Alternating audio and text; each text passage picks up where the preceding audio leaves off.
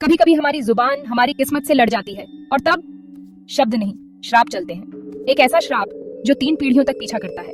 क्या आपने कभी किसी परिवार को देखा है जो आग और पत्थर से डरता हो? आज की कहानी सिर्फ एक बाबा की नहीं है। ये कहानी है घमंड, अपमान और कर्मों की उस सजा की जो वक्त को भी पार कर जाती है। तो बात है उत्तर प्रदेश के कानपुर की। एक मध्यम वर्गीय प्रतिष्ठित परिवार जिनके मुखिया थे दादाजी। सख्त स्वभाव, दुनियादारी में पक्के और सबसे बड़ी बात, अंधविश्वास से कोसों दूर। उनके लिए बाबा बाबा, साधु संत सब बस दिखावे की बातें थी। उस दिन दोपहर को जब गर्मी अपने चरम पर थी, एक नागा बाबा जटा बिखरे, शरीर पर भस्म लगाए, नंगे पांव दादाजी के घर के सामने आए। उन्होंने दरवाजे पर खड़े होकर सिर्फ एक बात कही, भिक्षामदेही। पर एक बात कहनी है, घर के लोगों से मिलना है।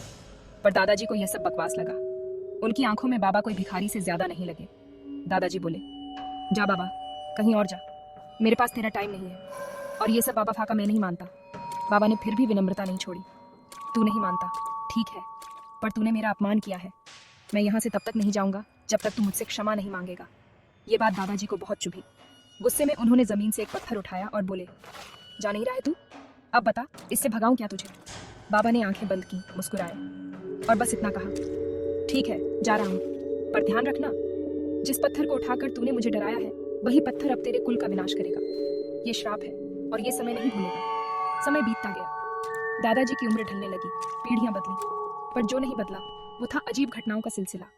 पहले उनके बेटे के साथ हादसा हुआ, घर में रखे पत्थरों से आग लग गई। फिर पोते के साथ एक काम करते वक्त आग लग गई, बिना किसी वजह। और फिर तीसरी पीढ़ी, बिल्कुल अनजान इस कहानी से, उसने भी शिकायत की। कहीं ना कहीं से आग लग जाती है या कोई पत्थर गिर पड़ता है। हर घटना के पीछे कोई स्पष्ट कारण नहीं मिला। परिवार ने लाख कोशिशें की, वास्तु, पूजा, इलाज, सब कुछ, पर वो बाबा का श्राप जैसे दीवारों में समा गया हो। अब सवाल ये है, क्या ये सच में श्राप था या एक इत्तेफाक? क्या दादाजी का अहंकार, उनकी अकड़ उन्हें कहीं ना कहीं कीमत चुकवाता गया? आप क्या सोचते हैं? क्या आप किसी ऐसे श्राप की कहानी जानते हैं? क्या आपके आसपास कभी किसी बाबा, तांत्रिक या फकीर ने कुछ ऐसा कहा हो जो बाद में सच निकला हो? कमेंट्स में लिखिए।